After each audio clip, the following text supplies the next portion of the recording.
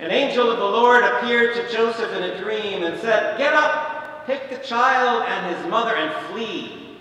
Take sanctuary in the land of Egypt and remain there until I tell you, for Herod is about to search for the child to destroy him." Well, we know the Christmas story. And this isn't it. We know the Christmas story, a baby born in a manger, attended by his parents and some shepherds, maybe some angels, eventually some magi or wise people.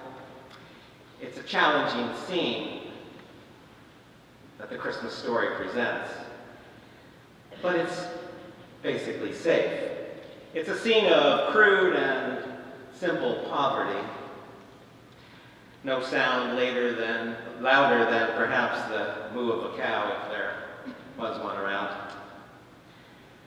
Traditionally, Jesus is the first and last baby ever to sleep through the night without crying. Visitors come and go quietly and respectfully. They bring things, they say things, and they leave.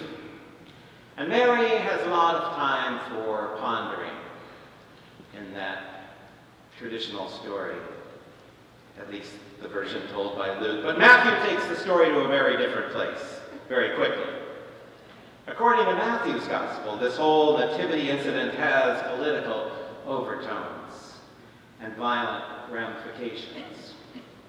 And so soon the idyllic nativity scene explodes into scenes of flight and slaughter as Jesus and his family become refugees, and the rest of the little town of Bethlehem is turned into a bloodbath. Luli, lule, thou little tiny child, a song that we'll soon sing, the Coventry Carol. It's the only Christmas carol I know that talks about this incident that we call the slaughter of the innocents. No doubt the medieval English women who first sang that song understood the vulnerability of children in the hands of arbitrary, ignorant, and capricious rulers better than we do. Now, it may be hard for us still in this country, in this city, in our lives, to really understand this peculiar juxtaposition of birth and slaughter, where even the sparse security that a manger offers is abandoned for a life in flight.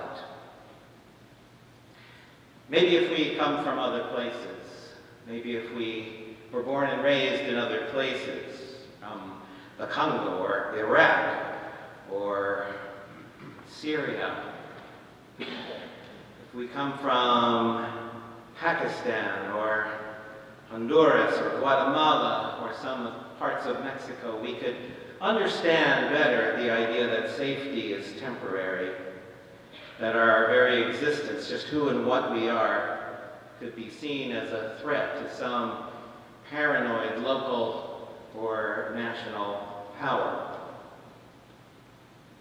We would need to remind ourselves just how bad, how life-threatening one's situation has to be before you would even consider leaving your home, leaving the place you know, leaving the people that you love and who love you, to flee to another country for refuge, for asylum.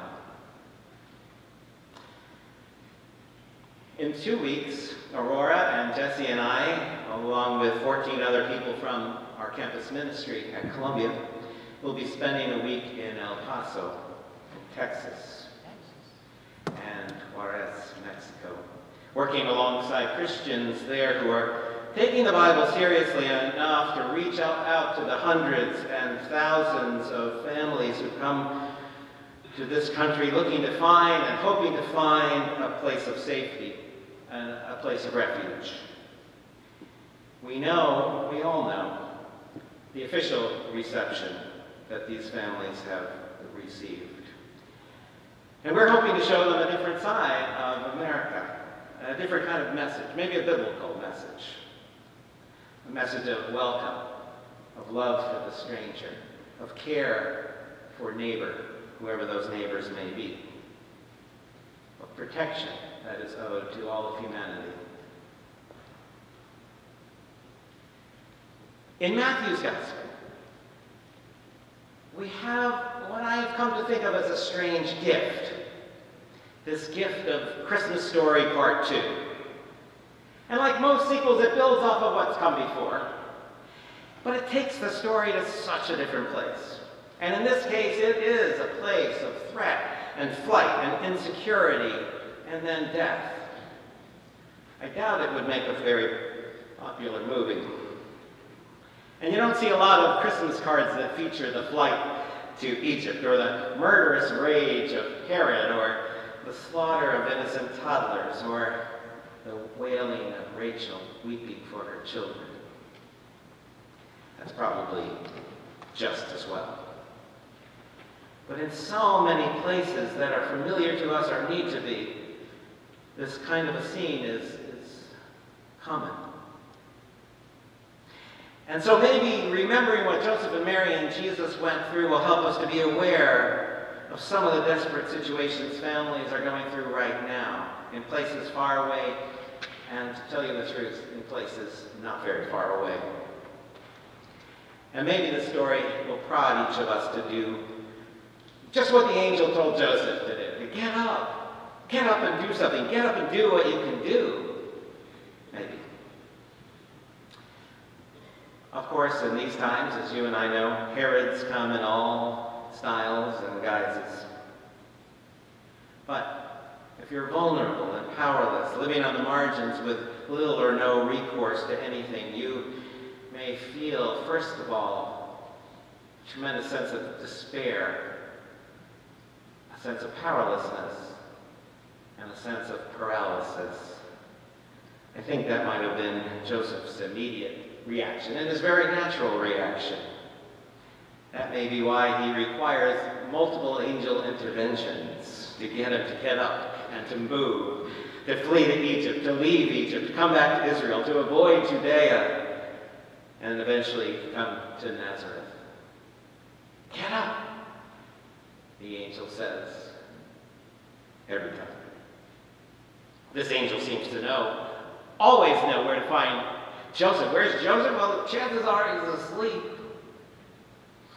Like the rest of us, when there's something that's pretty challenging to deal with, Joseph sometimes just wants to curl up and go to sleep and pretend it's not happening.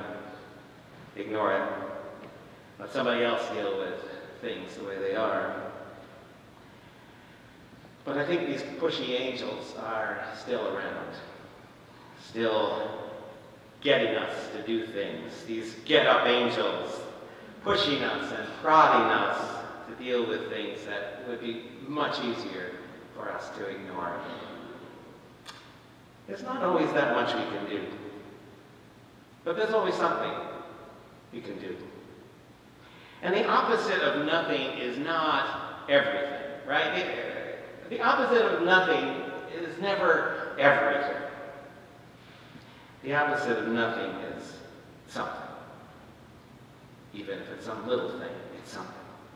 So as you move through this Christmas and Epiphany season, you may find that there is something that you can do for people who are flying for their life, fleeing for refuge, looking for safety.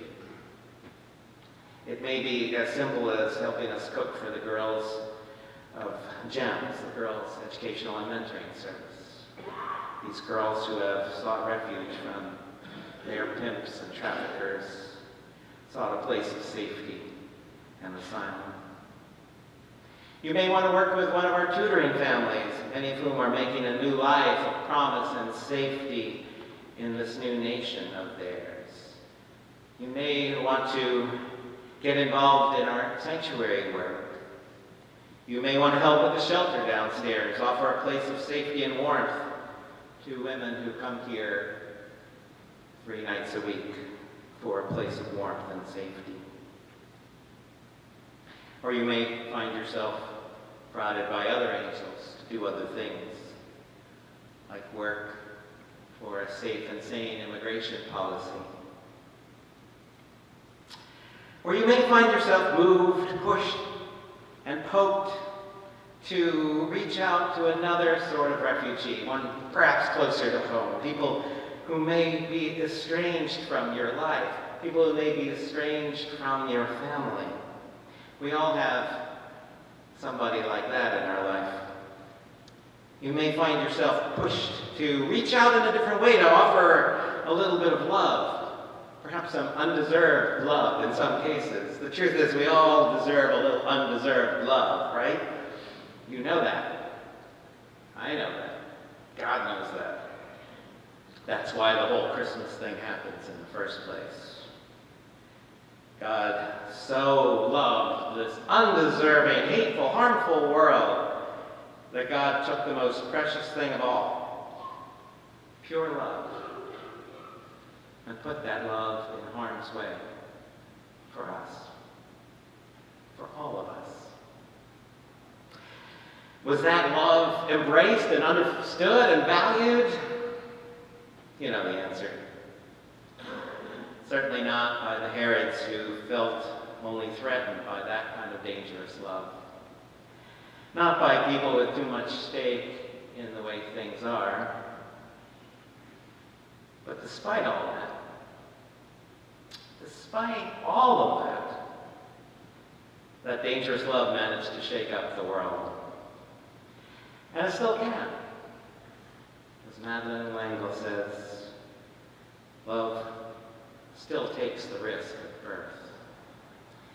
So get up, wise up, cheer up, because strange as it may seem to you and to me, love even now takes the risk of birth.